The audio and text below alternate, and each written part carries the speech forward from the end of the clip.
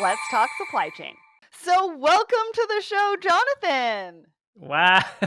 Welcome to the show, Sarah. It has been a roller coaster and a journey, and here we are back again I know. together, LTSC from different parts of the world, clanging together once more into an amazing episode. It's great to see you, and thanks for having me on LTSC. It's great to have you here once again. And this is going to be a fun episode. We've got a lot to talk about. We even have an announcement to make. Mm, Plus, this is only part one of a two-part series that everybody's going to want to check out because this yeah. story, this journey, what we've been on in the last probably I want to say year. I don't think it's Mm, been 18 months. I think it's only been a year yeah. and it's been crazy, and I can't wait to let Mm, everybody in because obviously, we sort of put everything out there, right? yeah. And Yeah. Yeah. I've been talking a lot about Let's Talk Supply Chain and Let's Talk Supply Chain Asia Pac, and I'll give Mm, you a hint because I've been talking about ships for a very long time too, and this mm. episode may or may not have anything to May do or with may an not. announcement for ships, but you'll have to wait till the end of the episode to hear what that's all about. So Yeah. let's start by talking about where's the industry at right now? I mean, Yeah. we've come out of the pandemic, sort Yeah. of. Yeah. We're seeing all sorts of disruptions. I think even just today I found out that CN is going on strike or people have walked out. And Yep. that's just in Canada. Yeah. Inflation, everybody's talking about inflation. Yeah. So many things that we're talking about right now. So, where are we at? You're in Australia. I'm in Canada. I speak to Yeah. people across North America. So, Uh-huh. where are we at in your part of the world?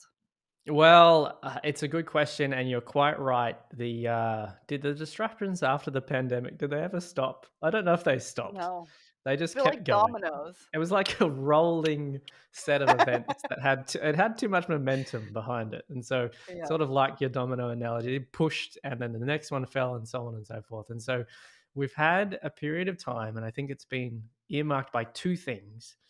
We've had a continual period of disruption, but the thing which I think is interesting is that, and it's more tragic than it is interesting actually, is that all of the people involved in making supply chains function have barely been able to take a breath. Yep. And so if you think of pandemic disruptions to the supply chain as most consumers see it, like they go into a store and they'll see something missing. What they don't see but has become more prominent is all of the people in the background who haven't been able to stop and just gather their thoughts or take a breath after and during that pandemic time. It's been wild. And so my thoughts go out to all of those people, from the Hmm. frontline workers to the backyard people who are just pulling the strings and orchestrating supply chains across the world, who've had to push through this incredibly brutal time and just survive. And here they are now, we're neck deep in 2022, we're midway through the year. And when's it going to stop? Is it going to stop? Are we going to see anything beyond what we're seeing at the moment, which is inflation destroying certain economic conditions and creating all of its own drama, and consumer behavior changing from services back to goods and then goods back to services, and rolling problems with congestion? And now we've got ongoing discussions about excess capacity at the carrier level and all these other things, which are grabbing headlines, but also pushing people to their limits. Yeah. So it's been an interesting time. Sure, it's been a tough time. I think for many people, it's been really hard. It's been really Yeah. hard. So And it's a bit of an transitioning, right? I think the mindset I think people are thinking differently, not mm, only about supply chains, but about business, about mm, themselves personally, what they mm, want to get out of life, who they mm, want to work with and work for, yeah, how they want that to look like, and supply chains. What does yeah, that need to look like? What are the supply chains of the future? I mean, mm, just the other day on Thoughts and Coffee, I was talking about how Amazon just got a patent for a warehouse in the sky. They just wow, got granted this warehouse in the sky. And I mean, you think about, and we've talked about space logistics or maybe mentioned space logistics, and Yeah, yeah, yeah. you think like that's like so far out. And Yeah, then that's right. Amazon comes in the back way with this Yeah. like patent on warehouse in the sky, and they're going for a warehouse in the ocean as Wow. well. And so as a supply chain professional, your mind just kind of whirs, right? Yeah, yeah, How is yeah. that going to work? How do we get cargo up there? They're going to deliver by Yeah. drones, but they still need the product. And so Yeah. what's that transit time? Where are they gonna get Yeah. that from? What's Yeah. the in What happens what's when that they crash? right? Yeah. And there's so much innovation. There's so many things happening. Things are changing really, really quickly. Mm. And so I also Yep. think that just as human beings, we've really had to deal with a lot of change and get, sort of Mm. comfortable with being uncomfortable and not really knowing all the answers and knowing what that Yeah. looks like and sort of knowing where we're going and being a little bit more flexible. Oh, okay, well if Mm. that's going to happen, maybe I can think about it this way. Yeah, yeah, And yeah. if that doesn't work for you, transitioning Yeah. into what you want that to look like.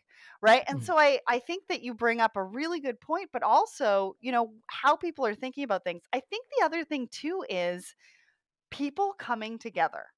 Yeah. So I have traveled, I think, every single month of 2022 because people are Really? getting back into Already? conferences, Yeah. right? They're getting back to seeing each other, networking. It's a added layer of stress really because we haven't Mm. seen each other in a couple of years, but it's also an added layer of excitement. Yeah. And so when you and I were at TPM, it Yeah. was the first time that a group of us have really been together, Yeah. well, first ever, but Mm. really in like 2 years. And walking down the hallway and just saying, "Oh, that's where so and so is," or "Hey," Yeah. and not having to see them on Zoom has, I think, also been very uplifting, Yeah. inspiring. I think Yeah, yeah. people have needed this human connection that we've Yeah. also seen in 2022. So Yeah. we've jam-packed a ton into the first 6 months of 2022, Yeah. and it's been a lot. Yeah, well, it's been a lot, and I think what you've mentioned there. I think two things which are really interesting is the emerging technological transformation or the transformation of supply chains, not just in terms of people talking about it, but how they function. And Yeah, you have to give kudos to people who've been working at this for a long time because they've seen, like, think of an industry professional who's been doing this for say 20 or 30 years. yeah, In the last 2 years, they've compressed about 20 years of change across yeah, 24 months. And you've got to go from, like, think of a traditional warehousing role, which was never really online. It wasn't sort of cloud based. It didn't have a e-commerce front end and all of those things. These poor folk who've been doing this solidly, faithfully, and well for a long time have all of a sudden had to shift gear, like dramatically shift gear, and say, well, hang on, I now need to understand everything there is to know about e-commerce like mhm, that. I've got an online storefront. Like, what does that even mean? mhm, And I'm not trying to be patronizing there. I'm just illustrating the idea that if you've done something and you've got it to a level of proficiency and then it suddenly changes, that can be very difficult to accommodate. And these people have done it incredibly well across the board to move to this new normal. And yeah, secondly, what you mentioned about people, I think is really important. You've got this transformational technological change, sure, but supply chains are driven by people. And yeah, so when people come together, and we had a great time at TPM, we met a whole bunch of people. It's interesting to note that the inefficiencies that people bring also brings incredible beauty and allows orchestration to happen because people solve problems. Technology helps, but people solve problems. And so I think it's yeah, been great to get back together and to see people and to start to foray out into conferences and to start to interact with others physically, because I think that's the way we're supposed to exist. And I know that's how supply chains function well, when yeah. people work closely together. Yeah, and you and I hosted TPM TV. Yeah. And we interviewed some amazing people that they had as Mm. speakers at TPM. And you and I really had a great time doing it. I think, JOC and IHS Market were really happy with what we did. And you've been with Let's Talk Supply Chain Asia Pac for about a year now. Yep. Where do you see the trend in media? How does media fit in? Because obviously, through the pandemic, everything was digital, everything turned to digital. And so it was Mm, extremely important. And now we come through this transition, and you've been in it, but also on the periphery for the last year, mm, sort of seeing how it mm. works and what it means. What do you think it means to supply chain professionals and the industry? Why is it so important? Yeah, well, and that's a really great question. I think what has happened in supply chains, perhaps with a little bit of a delay behind other domains, which were probably more electronically connected or digitally enabled, is it started to catch up to the idea that digital media and communicating through different mediums, in particular things like podcasts, like we do, but also online through different channels and through social media, has become critically important. Because if you can't Mhm. engage with someone face to face and you're not going to be able to build that trust with them like you could previously, you need to have a voice that they understand and they listen to and that can enhance their experience with what you're doing. So we, for instance, hosted a group that came over from the United States, and we did a podcast for them. And it was amazing to meet Logic's board in person. But Mhm. what we did prior to that is we let all of the people that we knew, and we pumped it out through our network and various other people. Um, we let them know what these folks were doing in advance, so that as they came to these different events and as they heard different stories about the founder and what their company had achieved, they were ready. They actually had this pre-event, um, pre-interaction warm-up to what had already happened. And that was just one little example amongst many where we've been able to see how a digital transformation can really make a difference in the life of a company, because Logic's board and a bunch of other operators are very au fait with connecting with their audience through lots of different channels. But across the supply chain, there's a lot of folk who are just starting to realize that this avenue is something they need to explore. You're starting to realize that brands need to say a different story from their mouthpieces than they've been saying previously. They need to engage audiences in a much more familiar fashion. The people who found their organizations need to have a voice in the industry as not just an influencer, but someone who would be respected. And so we've seen that transition occur more rapidly over the last Yeah. 24 months because people have had to do it out of necessity. How do I talk to my people if I can't Mhm. physically meet with them or pick up the phone in some instances? I need to have a different channel to do that. And so we've seen the acceleration of that occur. And across Asia Pac, we're starting to see more demand for the things that we've been talking about over the last 12 months. We've had a little bit of a slow start, I have to admit. We've been disrupted ourselves on a few occasions with lots of different things. But we're really keen for the next 12 months to solidify what we've built to date and to really branch out to those companies and to those industry professionals who are looking to amplify their voice, to tell their story. And Yeah. that's why I'm excited about it. Well, and I think digital content in itself, it should really be made to support the supply chain professional in a Mm, variety of different ways, including being a resource. Right? mm, One of the things that we do at LTSC is having those companies come on and really mm, break down what is it that they actually do, mm, right? Without somebody having to go through their sales process. Tell me about your business. What exactly do you do? Give me a real life mm. example of how you've helped a customer, because if I can hear how you've helped a customer, then I can really paint a picture in my mind of how you can help me or maybe not help me with my supply chain challenge, just depending Yeah. on what that is. And I think that if we're putting out, digital content in a way that really supports those supply chain professionals that we were talking about before, right? That Yeah. have all these challenges, that change is Mm, coming so much faster. And how do you stay up on top of all of that? Well, yeah. you do that through digital content. You do that through Mm, podcasts and live shows and hearing from different people mm, and different perspectives, right? yeah. That's one of the things that Blended has really brought together for me as well, and the impact that we're Mm, creating from a perspective standpoint as well. So, what does franchising, let's talk supply chain in Asia Pac really mean to you? Like, what has this mm, experience been like? And for mm, the audience, you've probably seen my posts because we're looking at Let's Talk Supply Chain Europe and Africa mm. and South America, and Well, we're domination. we're looking at world Yeah. domination. No, we're seriously though, we're looking at going global, and we're already in talks for our second franchise in 2022. And Mm, to be honest with you, it's been such a pleasure to work with Jonathan and his team to really talk about how we do things and dive mm, into what this can actually mean for a brand. So tell me Mm. about your experience, because I know my experience. Yeah, yeah, yeah. No, it's a good question. When I started, I mean, we were exploring this 12 or 18 months ago to start with, and then we started formalizing it, getting into the mechanics of it. And as I was going through it, it took a while for me to understand the power of what we were starting to do. Right. And the reason for that is a little bit slow in the uptake. I have to admit that. But when it comes to my own understanding of what content can do, I was very naive as to how many ways it can be transformational. So, a little Mhm. proud moment, actually. I was talking with someone who had heard some of the stuff that we'd done, and we'd recorded some things for them. And they came back to me and they said, "Do you know what we've just realized? We can take this same content and we can turn it into a blog post. We can turn it into a podcast of our own, a mini little ad for what we're doing. We can get our founder talking about the products that we built."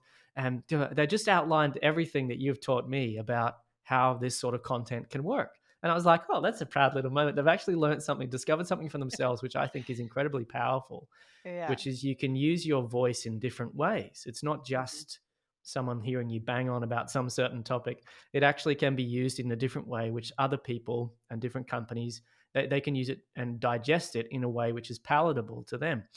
And so when I started out on this journey, I didn't have an inkling of that at all. I thought it was one of those things that you're like, oh, you listen to a podcast every now and then.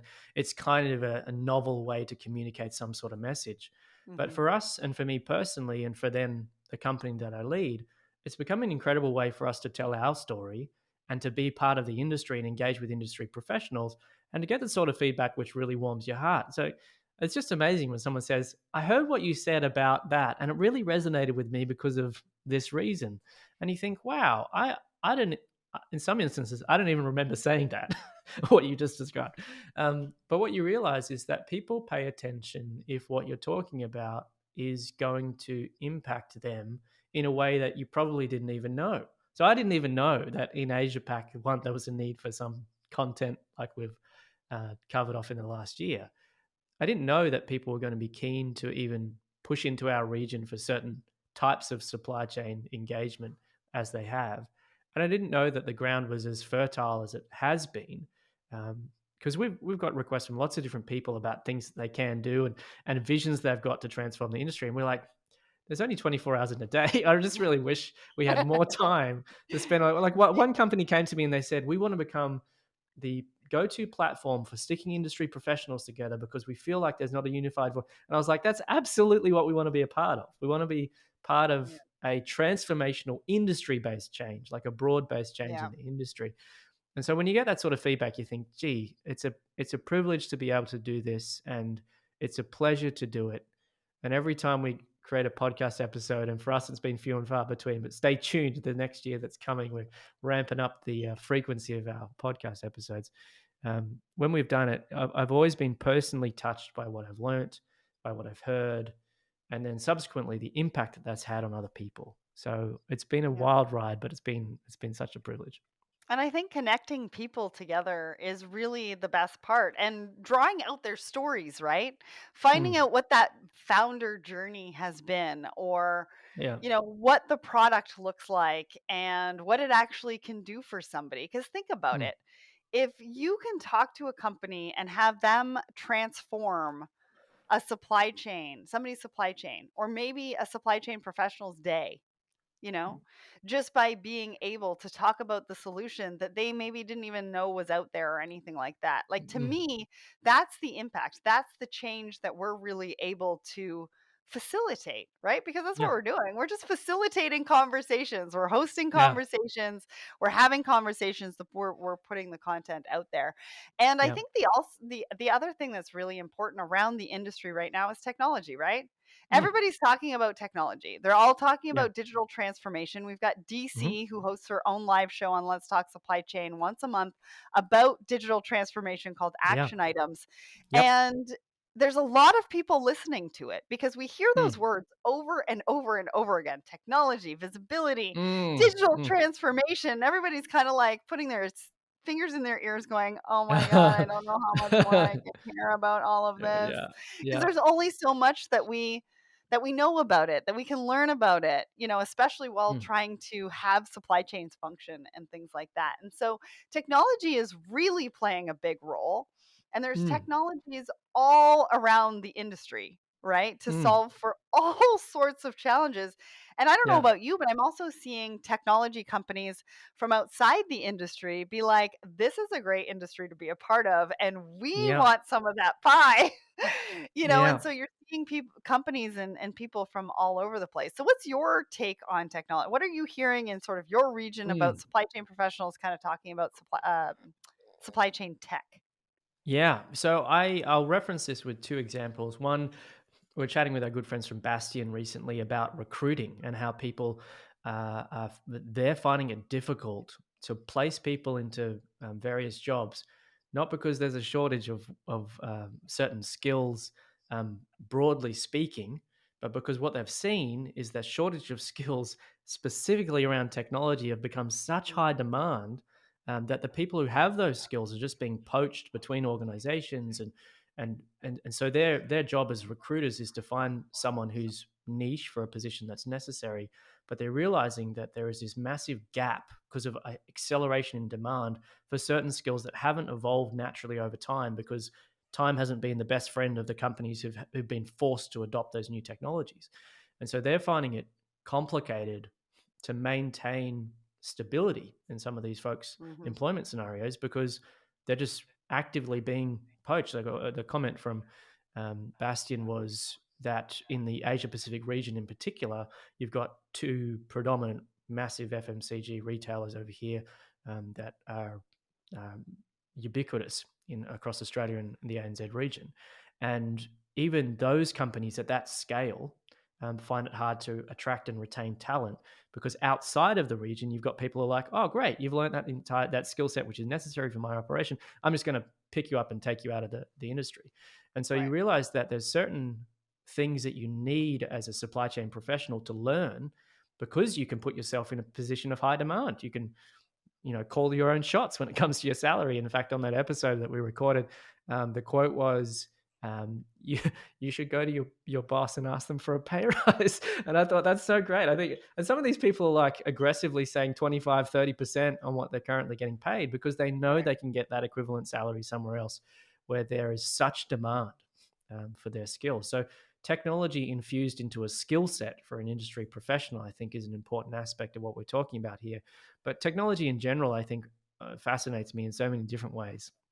And you've already mentioned, warehouse in the sky, warehouse in the ocean, drone-based deliveries. Where I was talking at an industry event just last week and heard someone say that the largest supplier of logistics and postal services in Australia is going to move towards drone deliveries, and I think they'll deliver about, I think it was 30 million or 300 million items over the next 24 48 Wow. months.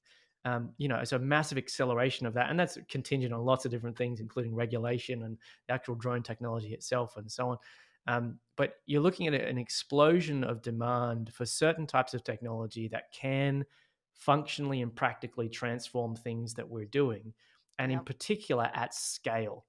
So, what we talk about with global supply chains, and you and I talk about this a lot, and we hear this from industry professionals often, is we've got a problem with scale. As in, there's a lot more people now that we're catering to, and those people want just in time. Mhm. And we're also trying to cater for just in case because of supply Yes. chain resilient problems. Um, and those people have an app based experience, which is cloud centric, where they know where their stuff is right at this moment. And if they can do that for a pizza, then why can't I do it for a shipping container? Like Mhm. there's the change in consumer habits, which drives a technological change, but then there's an internal change inside supply chain, which needs more efficiency. And so I'm interested in both of those things because I can see that people need to contribute to the technological changes that are necessary, but also technology needs to fill a gap, which we all have, that a lot of us working our way through, and the pandemic has dramatically accelerated the gap where a skill that might be there, that might be necessary, that might be available, isn't. And technology needs to step in and say, well, I can actually smooth that over. And we're seeing that with everything from artificial intelligence through the implementation of IoT sensing, intelligent containers, and everything in between. You're seeing gaps being filled. And I think with increasing scale, and I feel like the world population is probably only going to increase even incrementally over the next 5 or 10 years, that we're going to have to think of smarter, more intelligent ways to do this better. And I think technology gives Absolutely. us those options. Absolutely. And technology, one of the reasons why I wanted to bring that up was because I wanted to talk about ships. Mm, So, as most of the audience knows, and if you don't know this, I've been talking about and working on a brand called Ships. mm, And it's really from my freight forwarding days. So, if you don't mm, know this, I grew up in freight forwarding. I spent a lot of time in operations, a lot of time in sales, and really got a good idea of what both sides of the equation really needed and looked for. mm. And I set out to build a technology.